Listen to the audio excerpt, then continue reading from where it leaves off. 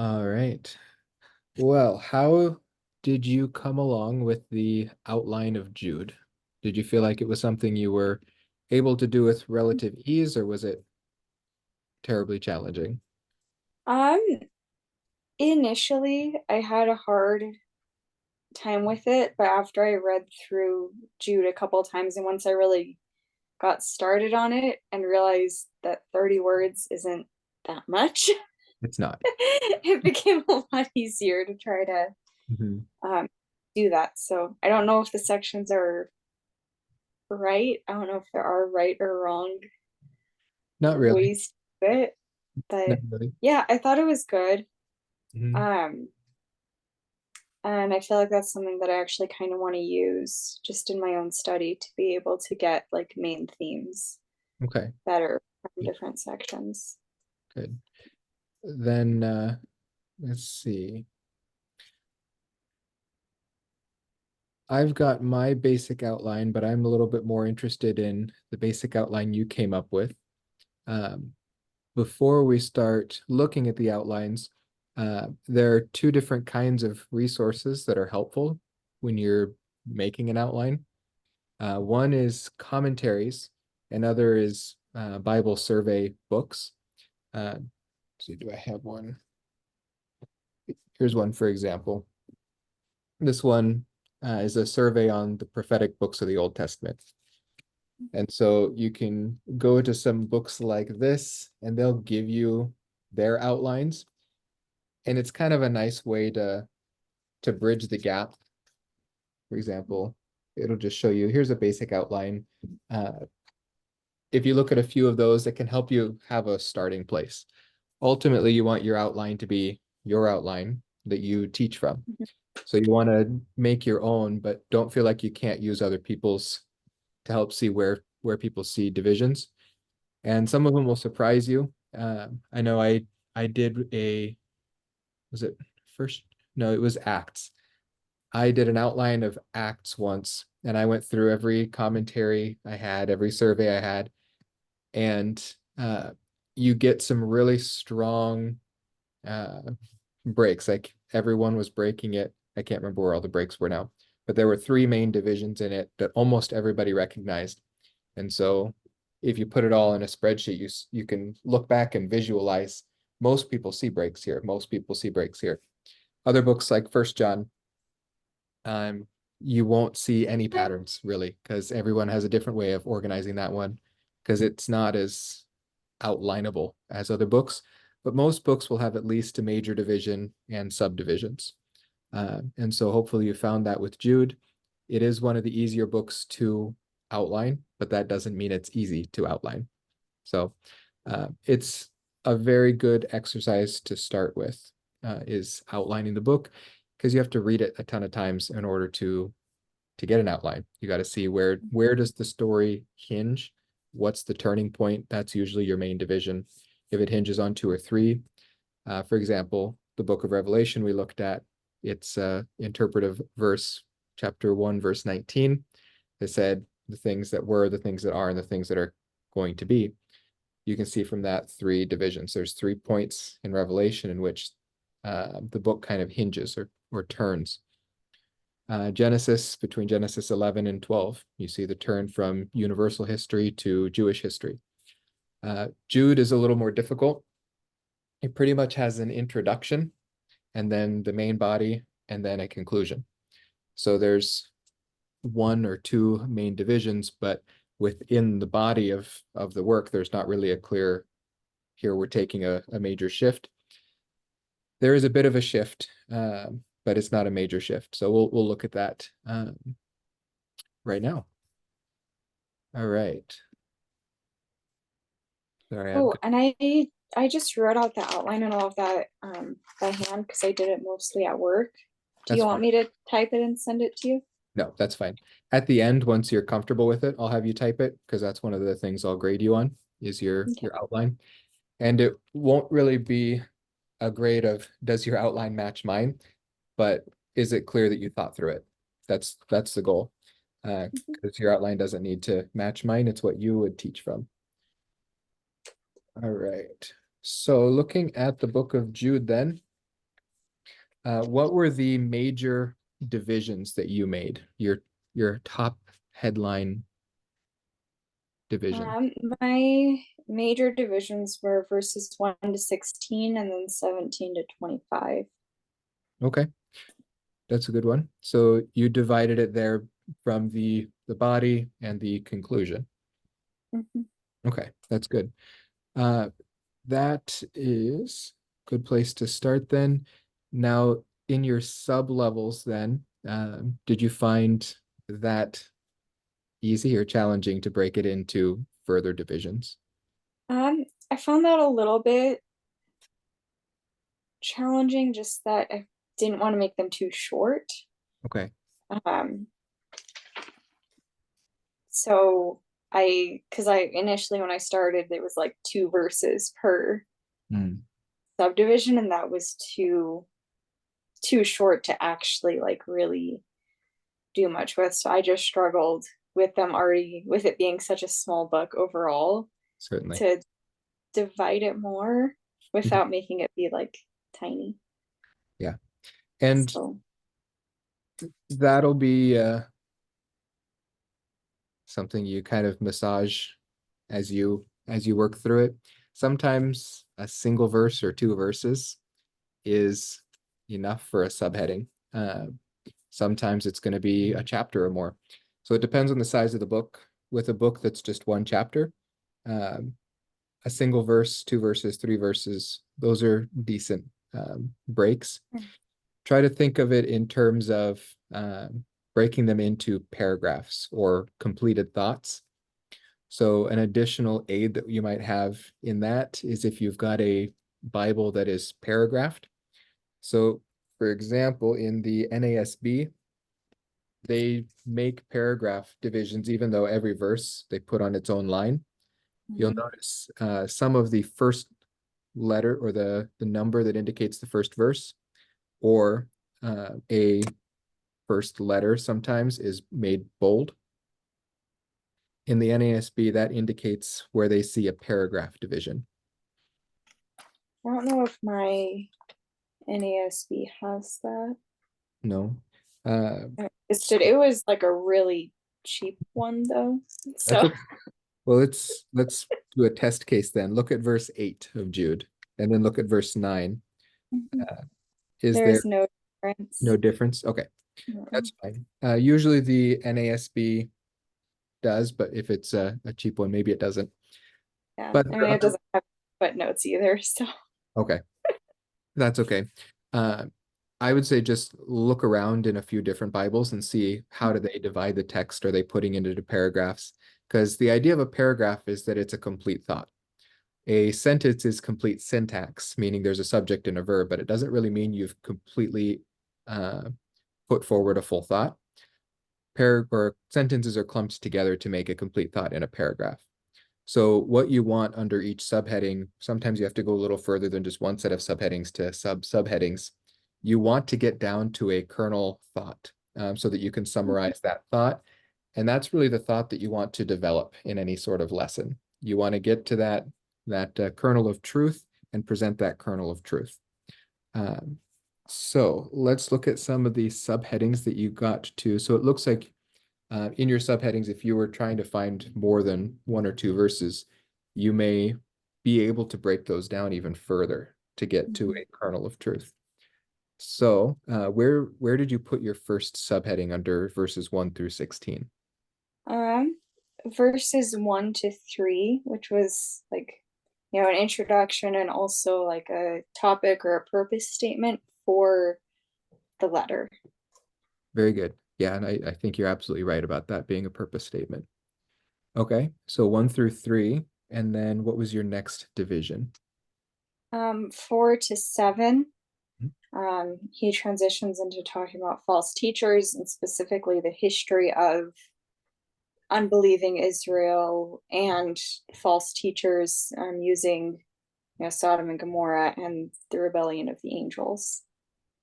Very good. Yeah, I definitely see a division there at 7. How about between 8 and 16?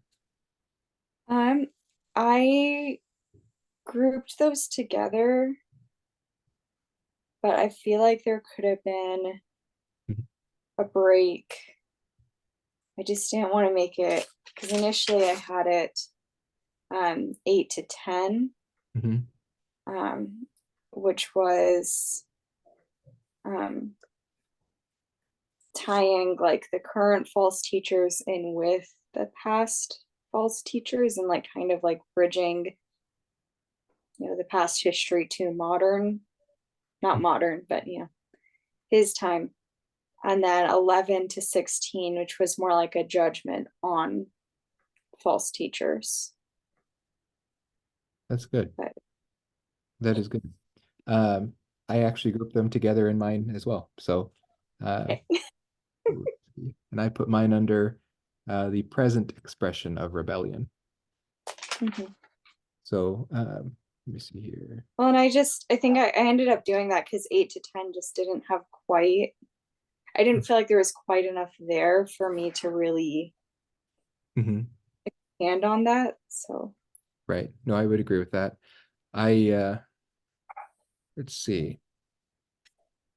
Yeah, we'll finish this and then I'll show you mine as well because mine almost matches yours identically. So uh, that's it. Like there's really no wrong answers. There are better answers than others, but there's no real wrong answers when you're outlining. Um, so don't feel like it has to match exactly. Uh, all right. How about between 17 and 25? Did you find multiple divisions there? I did. So the first one was 17 to 19, Okay. which is just like a drastic contrast of, they just explained all the false teachers. And so it's contrasting them to true believers.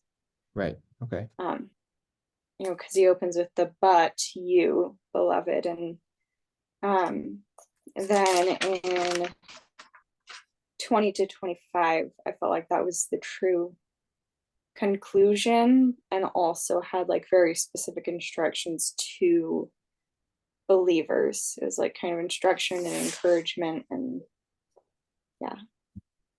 Okay. Very good.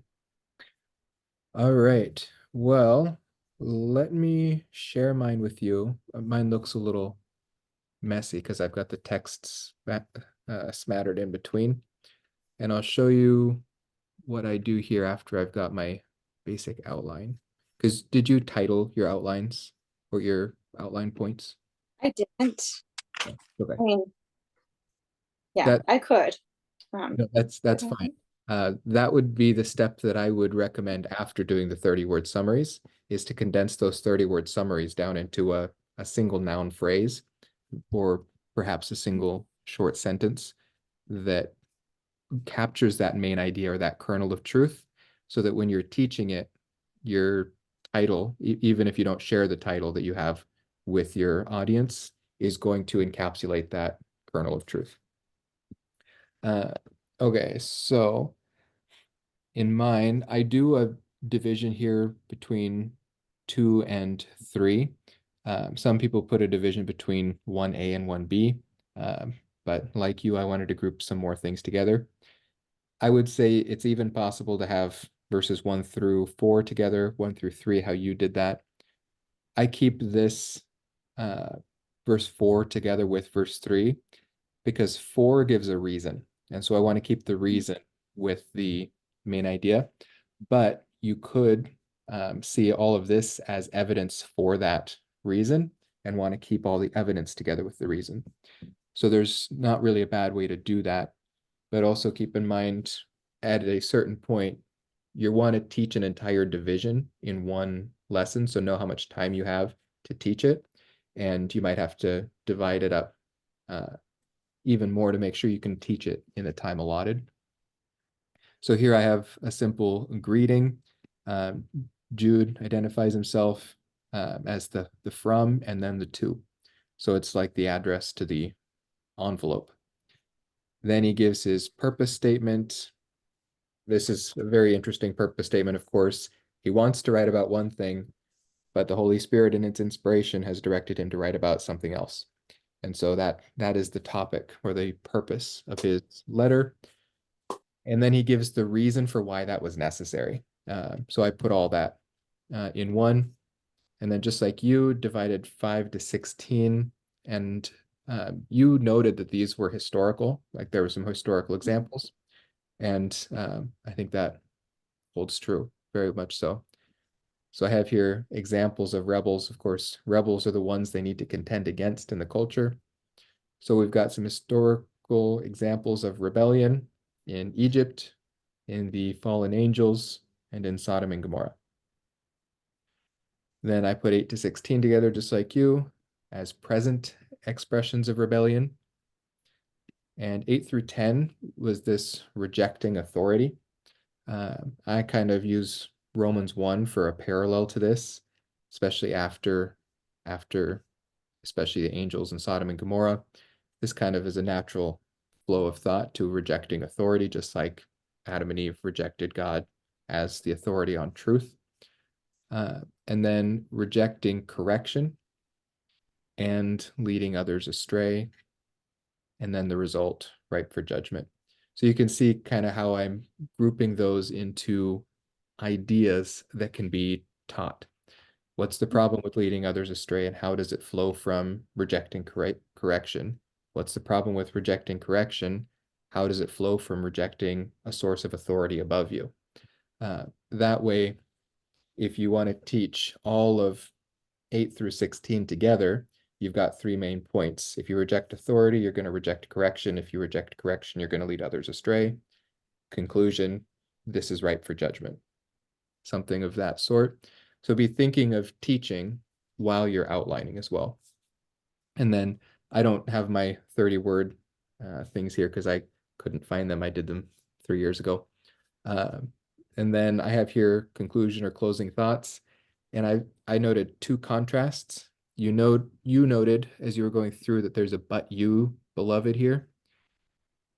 And in 20, it does the same thing, but you, beloved.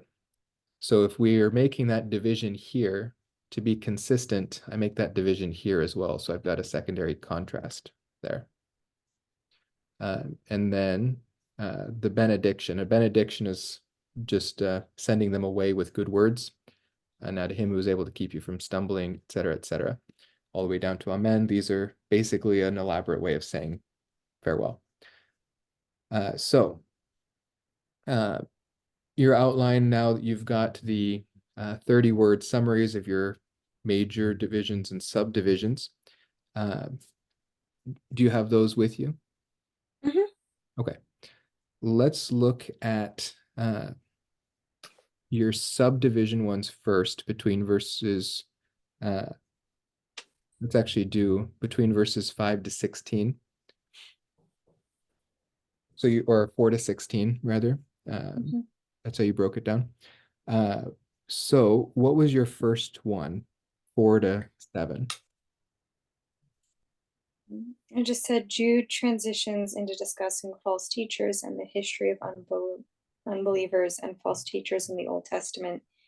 He discusses the rebellion of the angels and Sodom and Gomorrah and Egypt and Israel as well. I just forgot to write that down.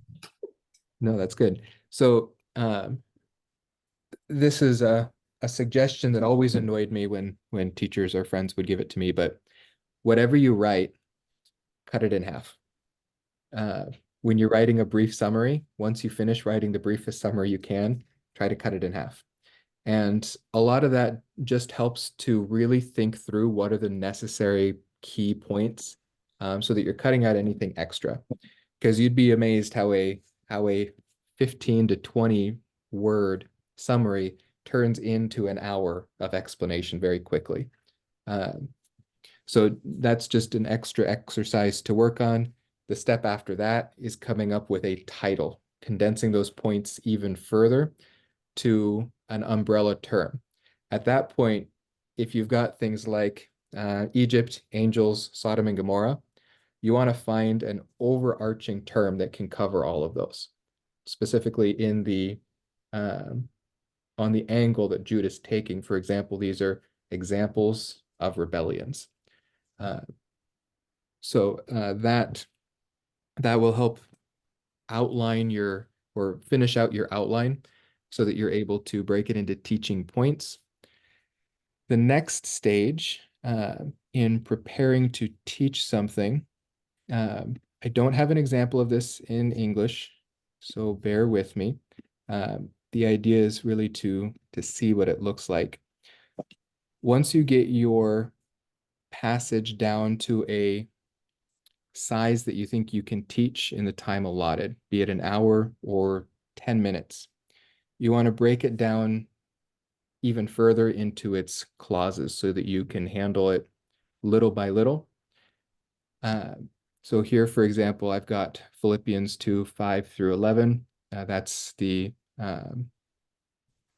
hypostatic union section of Philippians.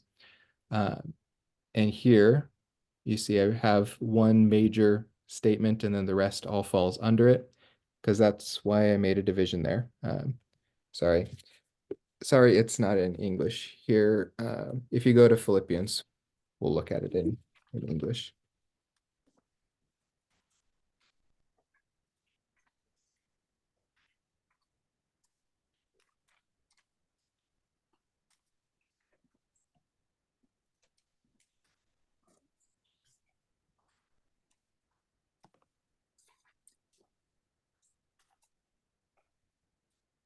All right. So you'll notice a few things. First, that certain words are highlighted and that there's some consistency in the highlighting. I would recommend doing this on your paper as you're working with your passage. One of the first things you want to do is go through and highlight all the verbs. Every verb is going to control one clause, and one clause is a subunit of a thought. And so you want to understand what that action is and how it contributes to the whole. And then under every verb, you want to break down any phrases. So here we've got that command, have this attitude in yourselves. So there's an exhortation. That's really the idea. We want to have a certain attitude in ourselves. Now we get the explanation of what that attitude is.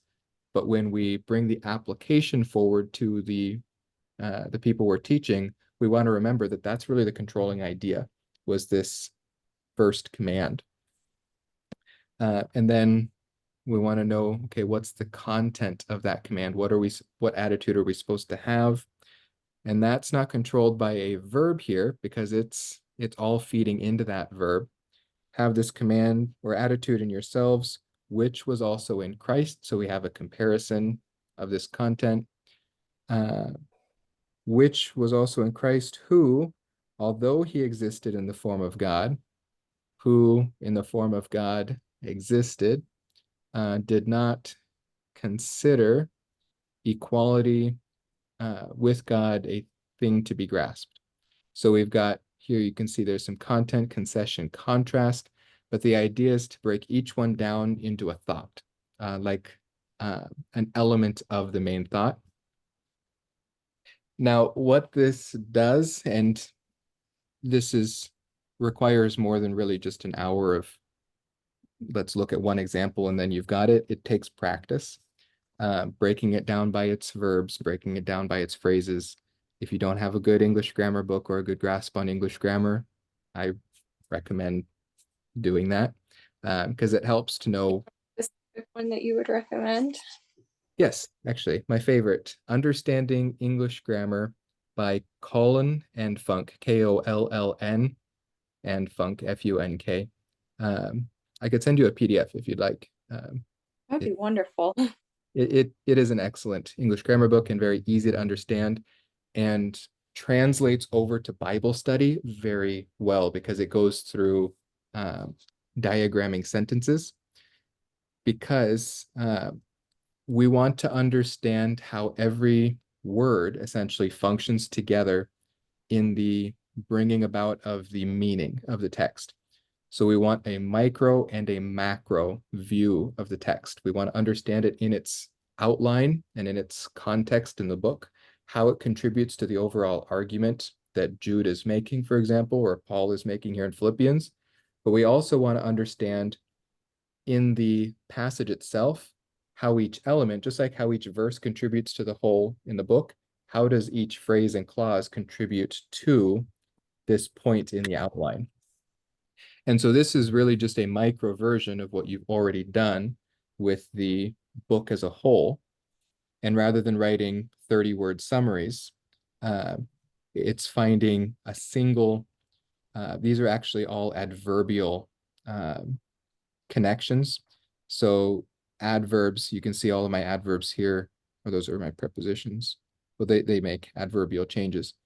The green and the blue are all the controlling elements. It tells me how it's related to the other. So here, not, it's telling me something that is not true, essentially. Here's but, it's telling me something that is unexpected. Here's in, it's telling me the sphere of something that is occurring, or the means, and is telling me that it's equal to. Here's a therefore, a causative. It's telling me why something happens. So being familiar with prepositions, adverbs, and what kind of information they predict helps you to know how this phrase or this clause is contributing to the overall argument. And I do think this is worth spending some time with. Another book I might recommend is, what is the title of that? Interpreting the New Testament by Bach and Fanning, B-O-C-K, and Fanning, F-A-N-N-I-N-G. And I don't have a book that is more geared towards English than that. New Testament Exegesis by Gordon Fee might be a good one. It's a little simpler than interpreting the New Testament text. But all of these are going to teach you essentially how to outline a passage or a paragraph. What we want to do is practice that in one of the Jude passages so that we can see how it's done in English and some good practice to do there. So I'm going to switch back over to Jude. And did you have a specific passage that really stuck out to you, one that you'd like to do a little more research on and be prepared to teach?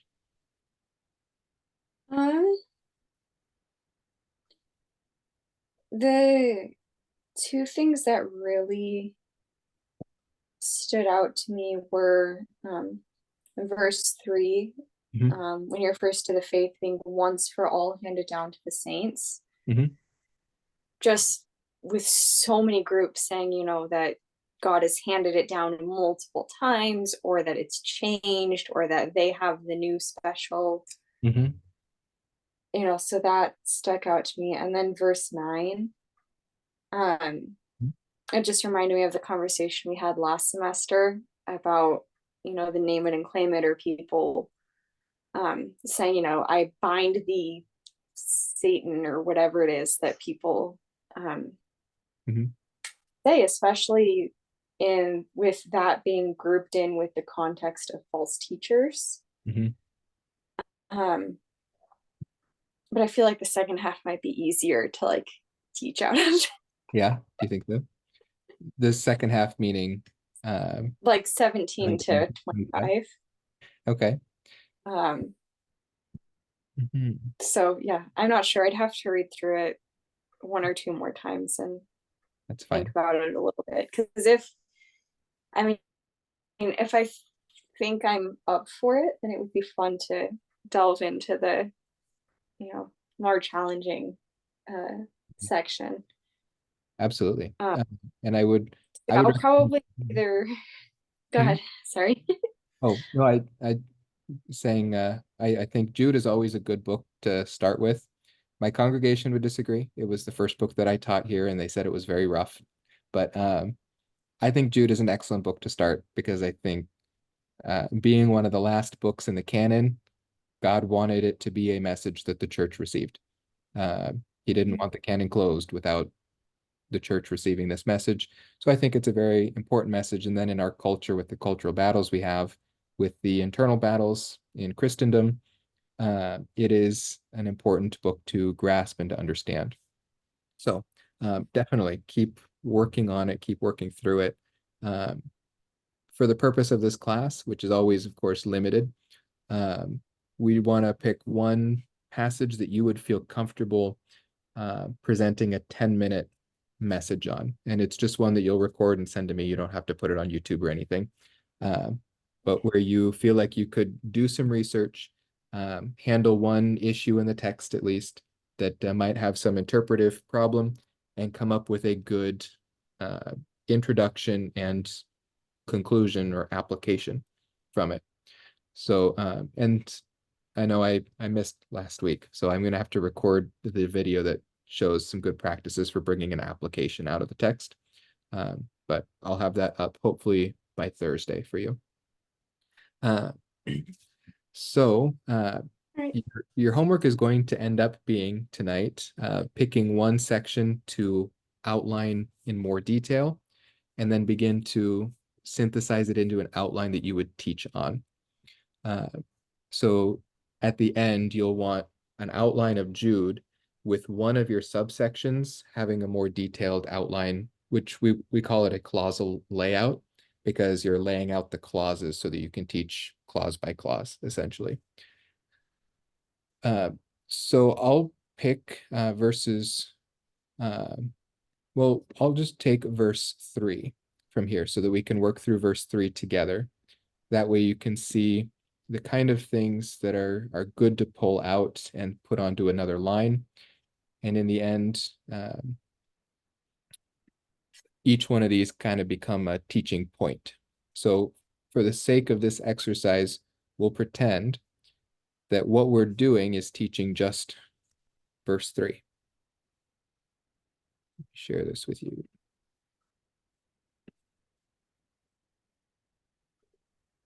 Okay.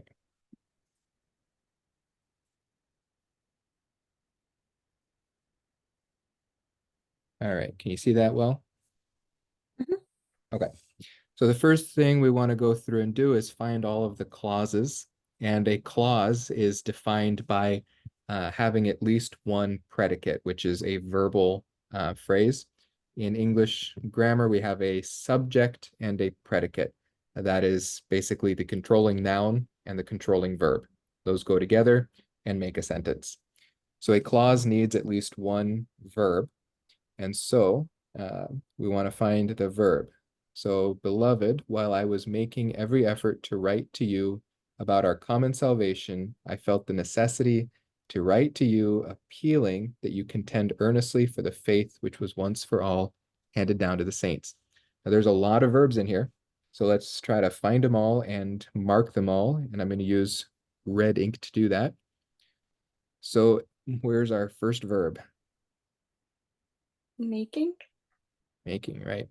And this is in a progressive tense, so we put the auxiliary verb together with it, was making. And where's our next verb? Right. Yeah, to write. There's an infinitive verb. And the next verb, Felt. felt. And next one? To write. Mhm. Next. Appealing. Mhm. Next. Intend. Mhm. Handed. Mhm. Yeah, and this one's a phrasal verb, handed down, and then to the saints. Very good. All right, so we've got our all of our verbs, whether they are independent verb or dependent verbs, and we want to break them down ultimately into to those categories as well.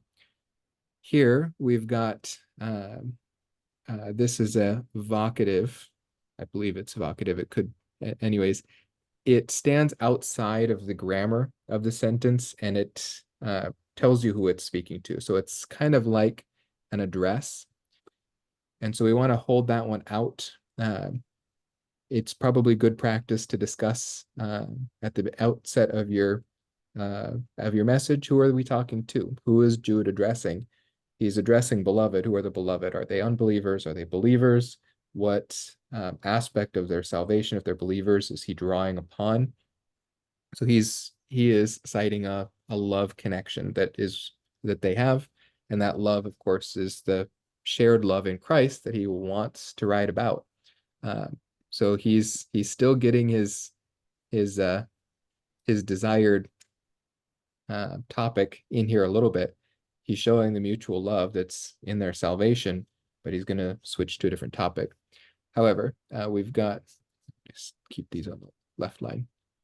So while I was making every effort to write you about our common salvation, here we've got a subject and verb, and all of these do contribute to this verb. And here we've got another subject and verb.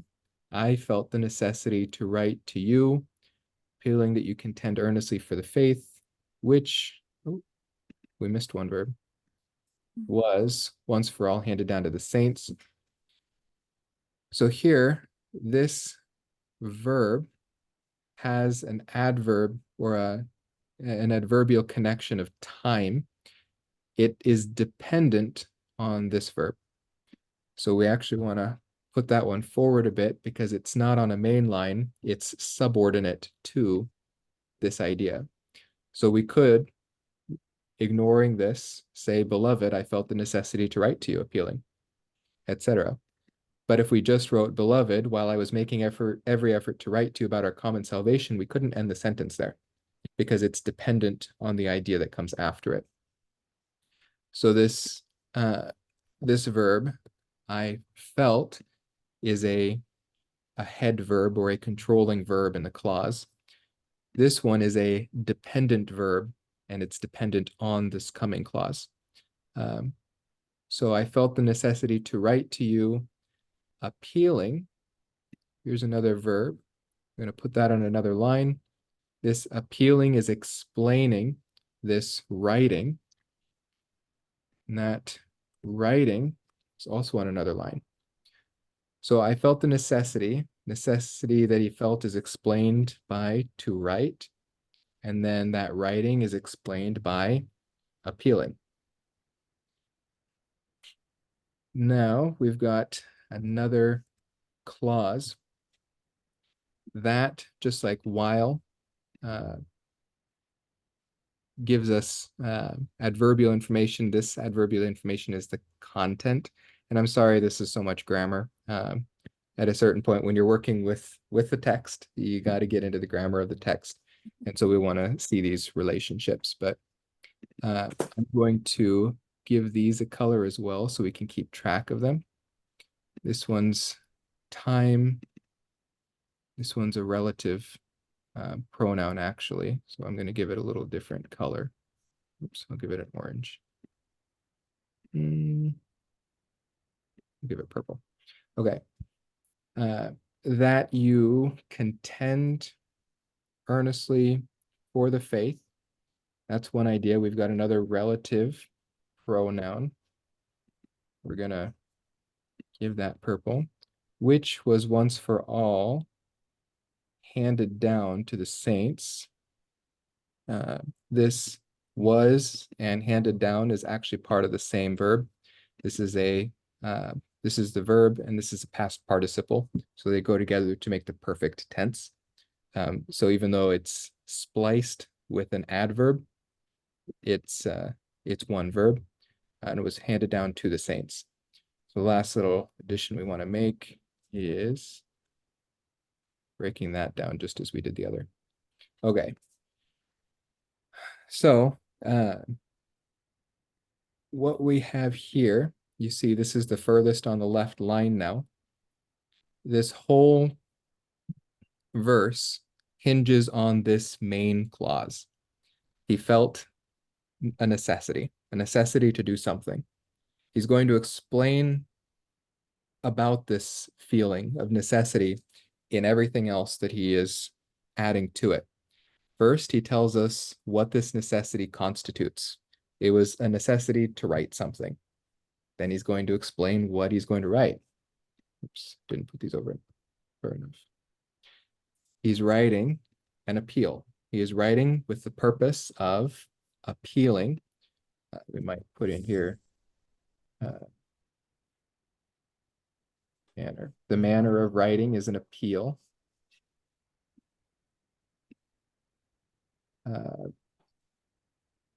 Which is actually a compliment. Compliment. An appeal. And then that appeal, the content of that appeal is that they contend earnestly for the faith. Now, we can even break these down further, but they're not controlled by verbs anymore. They're controlled by adverbial information. That's information of means, manner, time, things that contribute information to the verb. So, for example, earnestly doesn't tell you more information about you. It tells you information about the manner of contending. You're not contending lackadaisically. You're contending earnestly. It tells you how he wants you to contend. That's information that he wants you to have. He's telling you, okay, in going about contending for the faith, there's good ways to do it and there's bad ways to do it. A good way to do it is earnestly. So one point in your explanation of the text might be, what does earnestly mean? What's an example of earnest contending?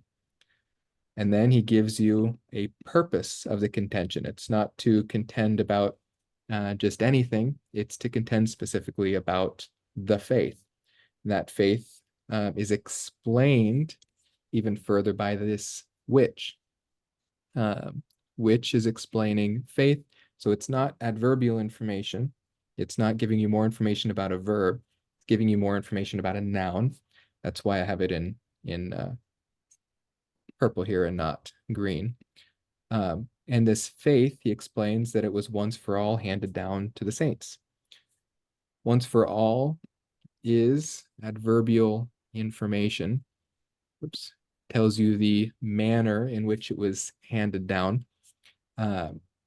So in here, we would be able to bring out the information of perhaps the closing of the canon, or the consistency of the message that was handed down through the apostles, that there weren't multiple messages, that it was handed down, that it came by a set of transmission. For example, you could look at 2 Timothy chapter 2, verses 1, 2, and 3, I think, where it says that Paul taught these people so that they could teach others and that they can teach others. Or we've got 1 John 1, 3, where the apostolic group saw and witnessed and heard all this message from Jesus, and now they're passing it down to the next generation that they can share in their fellowship. So all of this brings more information about the faith that he wants them to contend for, how he wants them to contend for it, and that his feeling of necessity was to write an appeal.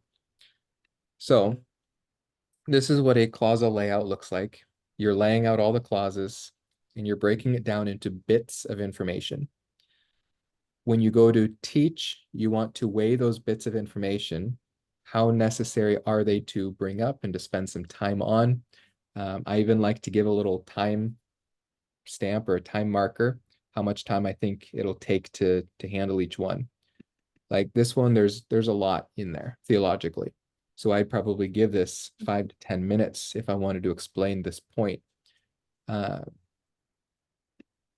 And the introduction like this, while I was making every effort to write to you about our common salvation, I wouldn't spend as much time on that because this isn't the main point. It wasn't the purpose that he is writing. He explains the purpose here. He wants to spend more time on contention, or he does spend more time on contention, but I wouldn't skip it. So maybe I would assign this a minute or two to say, what is our common salvation? Our common salvation's in Jesus Christ. He wants to write about this. This should be the joy of a mature Christian, wanting to write about salvation. But, you know, sometimes we've got to write about the hard things too, not just the joyful things. Because if the hard things get in the way, then the joyful things are diminished, muted, and not as enjoyable. And so we could take a lesson out of that to not avoid dealing with the hard issues and just deal with the good issues in the church. We've also got to handle sin. We've got to handle false teaching errors. And that's what's happening here is he wants to protect that truth, the faith. I know this was really quick and dirty. I would, if I were you, for homework, pick one verse that you want to do, try to identify all the verbs, do your best to break it down into its clauses and then subsequent points. I'm not going to grade you on how well you are able to identify the beginning or the end of a grammatical unit, but try to think through it. What's a little bit of information that's contributing to something else? Break them down and indent them so that you can kind of see the flow of thought leading to a main idea. Okay. Well, I hope that's not too much information with too little explanation. I'm sure it is, but I hope that it's not. I mean, I do love grammar and I want to learn more about it. Mhm. But I only had about 12 actual grammar lessons over the course of like in all my schooling from first grade up until senior year of high school. Okay.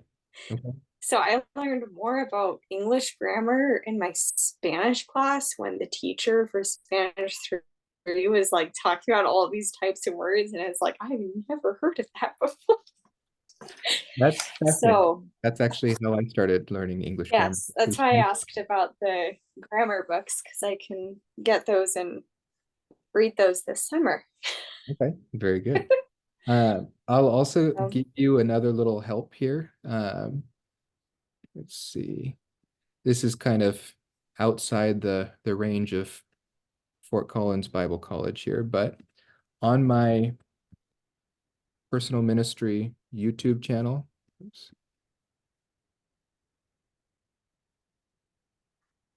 the very first videos that I had are all grammar videos. So there's two playlists. You won't need the speaking one. There's some really good grammar information in here for Bible study. Grammar for words, it's going to teach you what are these noun phrases and how do I identify them, what constitutes a noun phrase. Writing structure, how do we write, how do we identify these various transitions that a writer makes. Grammar for sentences, as we're looking at these clauses, where do we make the divisions and break, and how do we subordinate various clauses. And then in textual analysis and evidence, this is more how do these phrases work together to build up information. The known new contract, this looks at